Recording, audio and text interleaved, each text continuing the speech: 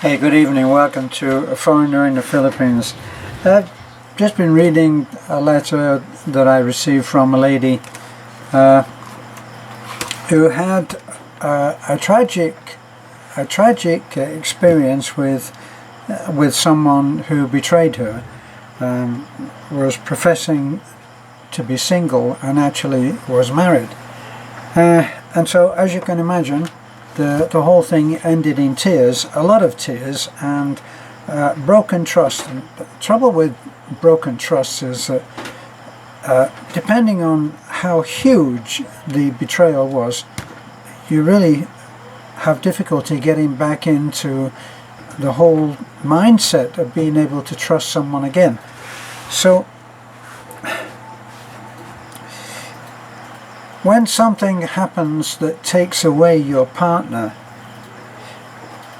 even though usually the question of life after death is usually talking about the life that the person who dies will go on to experience.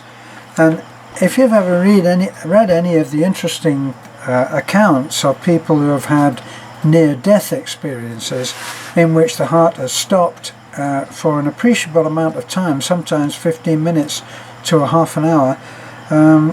I've seen examples where the person has woke up in the morgue or in a corridor of the hospital outside of the morgue, waiting to be taken in, and that can be quite an experience. I had an experience myself, not near death, but I was chatting with my friend Mike, who had also had a similar experience where he actually was deemed to be dead, if I got this right, and he remembered all kinds of stuff that he couldn't have known if he was not in some state of consciousness. He knew the doctors were talking, he knew that the nurses were there, he knew that there was this moment where things at the very least looked really grim. You know, for myself, I remember being sick as a child and being out of the body and actually listening to what the doctor was saying to my parents, and it was what I would call an out-of-body experience. These things are not as unusual as you might think, and I bet if you talk to people to see if they've had any of those weird experiences where they seem to have been out of their body and able to look at the body, you might find that it's much more common than you think. But on to the idea of life after death, when it concerns the life of the survivor of the partner's death. So we're talking now about a partner, a husband or a wife who survives the death of his or her partner. What kind of life do they go on to? Now the thing is that if someone has had an extremely happy relationship with their partner, the one that dies, it can sometimes be very, very difficult because it feels like an act of betrayal of the memory of the one who has passed. Now the thing is that this seems to me to be thinking in the wrong way.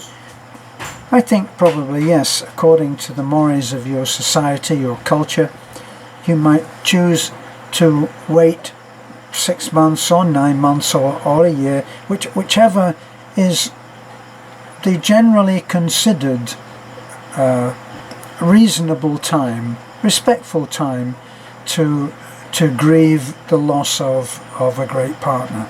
So you would wait that amount of time, and then you have to come to looking at how you're going to, at one and the same time, remembering with respect and love the partner that has gone, and yet opening yourself up to a different kind of love with a different kind of partner, and yet having the two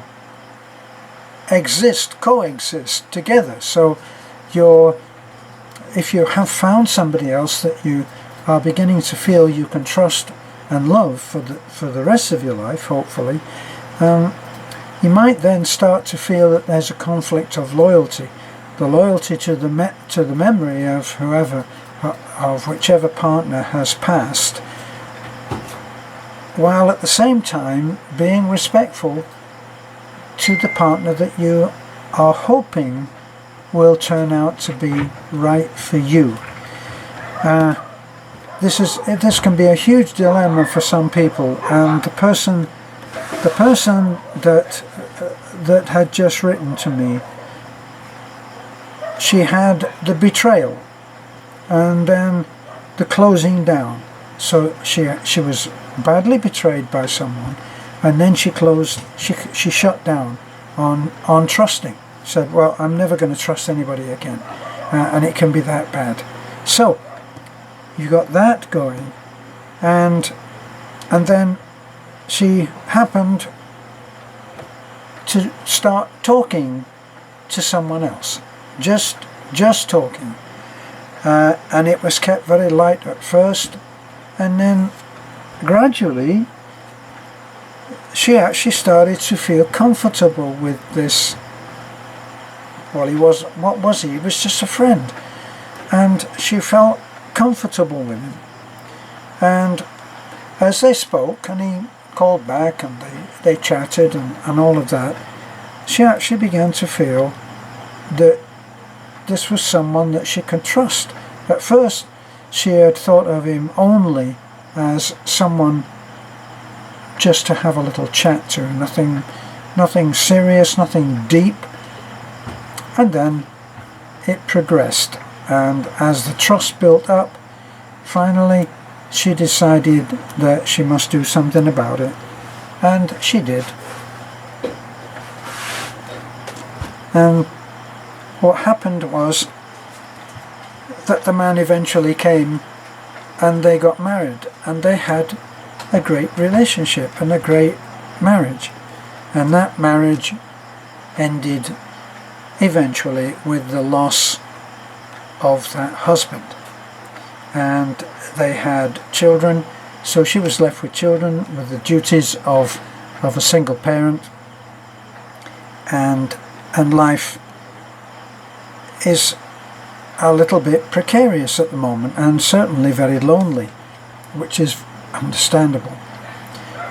So the real advice to anybody in this situation is one in which stop thinking about what your past partner, what your deceased partner is thinking of you, as we all get this impression, don't we, where, oh well, he or she is looking down on me, looking down from above, and what will he think? Will he think that I've betrayed our friendship, our love, our marriage, if I now start to love someone else? The way that I think is the most healing way to think about this is that the partner that's gone on to another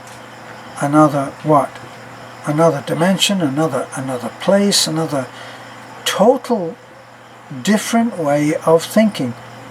If you're very religious, you will believe that if he was a good man, he has gone on, or she has gone on, to be in a place that is divine, closer to God, closer to all of those ideas, closer to the Creator, closer to the whole meaning of life. Well, they don't go on there with feelings, lingering feelings of jealousy, looking down and going, she's not doing that, or he's not going to go.